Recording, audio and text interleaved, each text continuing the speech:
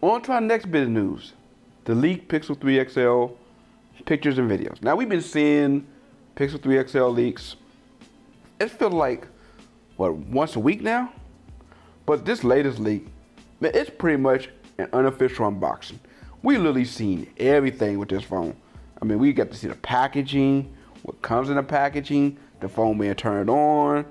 I mean, it is literally an unofficial unboxing. So, look, I don't know how a leak this big was able to survive that, but without, Google nuking it or doing something to make sure it disappeared. But personally, I'm glad we got an opportunity to take a up-close look at it. So let's go ahead and talk about what we see here. So first off, what's standing out to me is once you open the box, this is the accessories that come with it. It looks like you're gonna get a free set of wired earbuds, and it looks a lot like the Pixel earbuds that Google was trying to sell last year. The blue headphones that you will be able to, or that's supposed to be able to translate different languages on the fly. Oh, it'd be awesome if this does that as well. But even though the fact that you got a pair of free earbuds in the box is pretty good. And the phone in general. The one that is being shown here is the all-white version, or what I like to call a frost-white version. And I like the look of it. It's grown on me. And overall, yeah, this really looks like a beast of a device. As far as the notch, I know a lot of people complain about it, especially how deep the notch is going. But you know what? The notch design, I'm okay with that as well.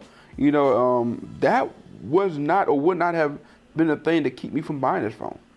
It's a little bit more display there. And personally, the bottom chin there, I know people had a gripe with that. I was okay with that as well because, yeah, it made a way for Google to keep the front-facing speakers. So we continue to see the person go through the device and show more and more of it. And this one's currently running Google 9.0, which I'm running on my Pixel 2 XL right now. And it's pretty smooth, and I love it overall. But, yeah, I got to talk about the one thing that looks like it's official and I have a problem with, and that's the RAM. 4 gigabytes of RAM on a phone, yeah, that's not gonna cut it for me.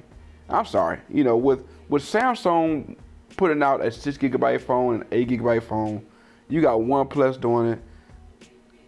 Google cannot be releasing a phone right now with 4 gigabytes of RAM and a phone that they're looking to price close to these phones like the Note 9 and iPhone. That's not going to cut it.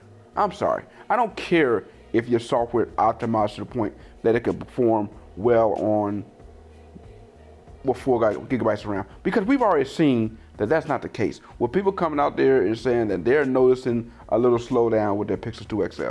So for this phone, only difference between the Pixel 2 XL and the Pixel 3 XL to be the Snapdragon 845, and that's it? You added a notch? That's all you doing? Man, look, I'm not feeling that. And I think a lot of people are not going to as well. Because it's like, for what you're going to charge me for this phone, I'll be better off just buying last year's Pixel 2 XL. And if you already have last year's Pixel 2 XL, just sit back and wait. So, outside of the RAM, everything else look good. I like the look of the phone. I'm hoping they will continue with the Panda look, because that was a pretty nice look. But that RAM, I mean, to me, it's like, I really can't believe Google was willing to go ahead and put that out there like that.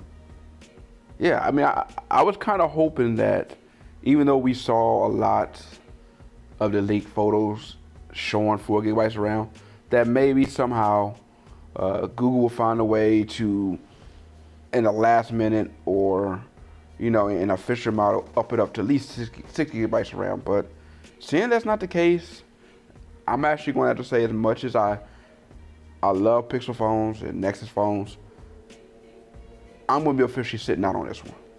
This is just not going to cut it for me. But for those out there who, the RAM is not bothering you, it's a good looking phone, and kudos to the person leaking this. I know leaks are not really great, but but I'm glad to, get hands-on, or not hands-on, but up close look at what we expect to see this fall with the Pixel 3 XL. And this is expected to be released in October. The last bit of leaks we want to talk about is the new 2019 iPhones. And it looks like we're going to get 3 iPhones this year. One, which would like to be a refresh of the iPhone X. A larger version of it, which would be the size of the iPhone 8 and 8 Plus, except you're going to get more display because it has a notch. And then you're going to have somewhere in the middle, which is actually going to be the cheaper model, because of the simple fact it's going to have an LCD display. So let's go ahead and talk about some of these real quick. Let's first go ahead and start with the cheaper model. That's actually, I think, is a good move on Apple's part. Even though when I say cheaper model, we're talking about price something close to around $600-700, maybe close to $800 there. But at least it gives someone who want to buy an iPhone, but at the same time is not quite want to spend $1,000 for it. It gives them a place to start. And then you go to the refresh of the iPhone X, which is a smart idea on their part. It was a very popular phone, and yeah, to go ahead and bring it back another year, up the specs a little bit, just kind of refresh it up, it's going to pretty much sell. And then for those who love large smartphones, you're going to have the larger version of it, which is going to be the size of the iPhone 8. Now, as far as price, we can expect the refreshed iPhone X to be around $1,000, which means that bigger one is going to be probably close to around $1,300. And like I said, the cheaper version will be around $700. For a lot of people, they're likely going to go ahead and stick with the cheaper model. With some people, you maybe going with the iPhone X refresh. But look, they're going to get 3D touch and all of the features that were displayed on last year's iPhone X on this year's iPhone. I'm thinking you can also see an emoji out there and more to come.